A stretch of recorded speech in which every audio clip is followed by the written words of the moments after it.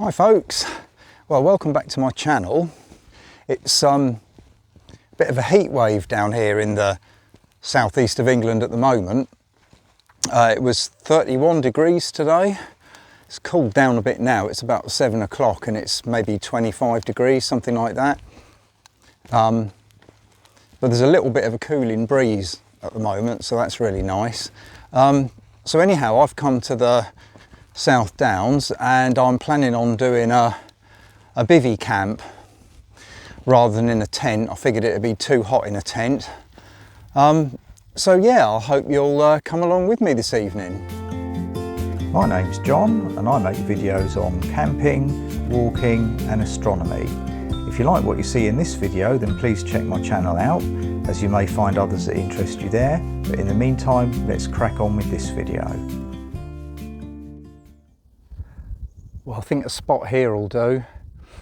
It's hard to get away from paths and things on the South Downs, and hard to find level ground, but it's very quiet. I've hardly seen anybody, so I think I'm going to set myself up here.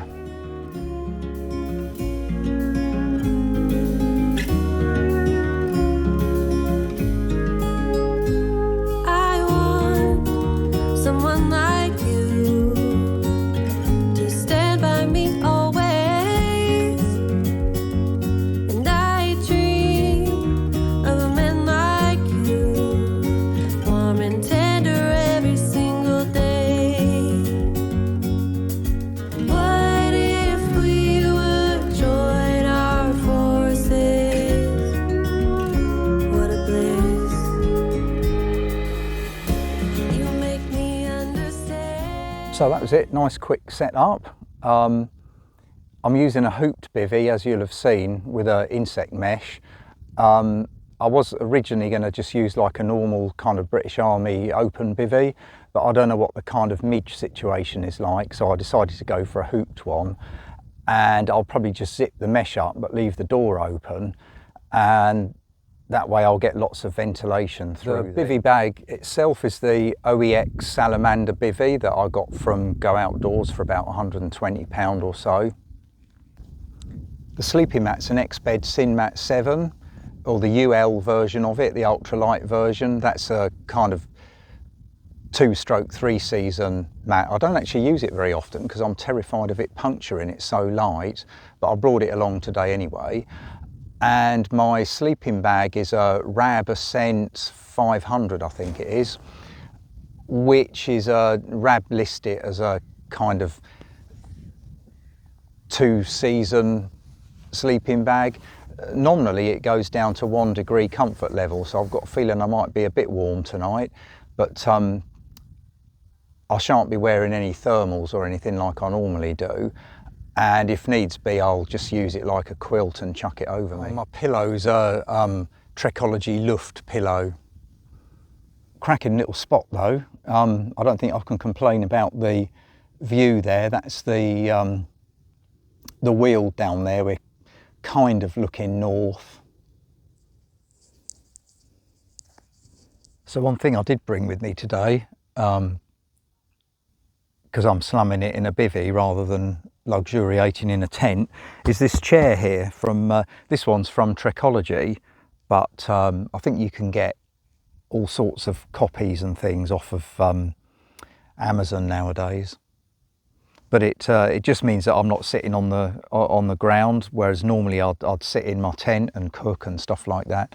So this just makes it a little bit easier and a little bit more comfortable this evening. So as you can see, there's a very handy stump here, which is making a brilliant table for me. So I'm using a MSR Pocket Rocket today, not the deluxe one, just the standard one. It's about 30 quid usually.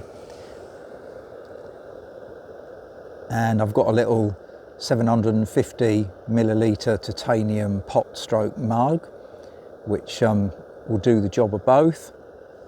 And the dinner that I'm going to have tonight is this one here, fire pot dinner. Never had one of those before, spicy pork noodles, so I look forward to that. So what I hadn't realised when I bought this dinner was after you've boiled the water, which only takes like a minute and a half or so, to boil up the required amount. You pour it in the bag, and you then have to leave it for 15 minutes. I thought it would be like 8, like normal. Yeah, so I hope it tastes nice after that long wait, because I'm blinking starving. But what I'm going to do now is enjoy the view basically for a little bit.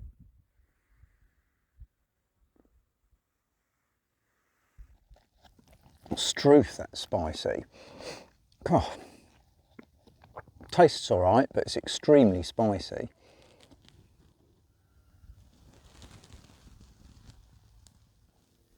So it's extremely peaceful here. All you can hear is quietness, really.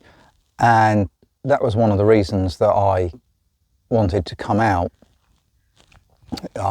just to do a bit of thinking, if you like, something that's important to me. Some of you may be aware that my mum passed away in March this year, and you tend to find, when you're a close relative or equally an executor to the estate, or both, that you spend a lot of time doing organisational things, stuff like registering deaths, applying for probate, distributing the estate, all that sort of thing.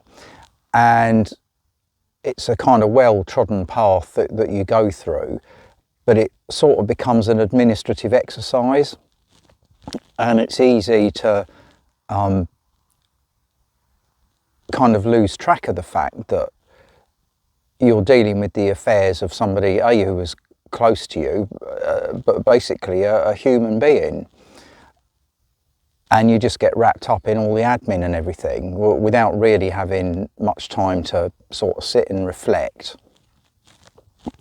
And so that's really what I wanted to come out tonight to do. I wanted to pick a night where I could sit outside, so I knew the weather would be good, and just have a little think, really.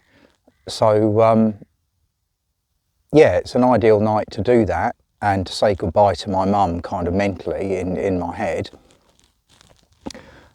So yeah, I'm gonna just enjoy the peace and quiet and have a little think now, and I look forward to seeing you on my next video. Take care, cheerio.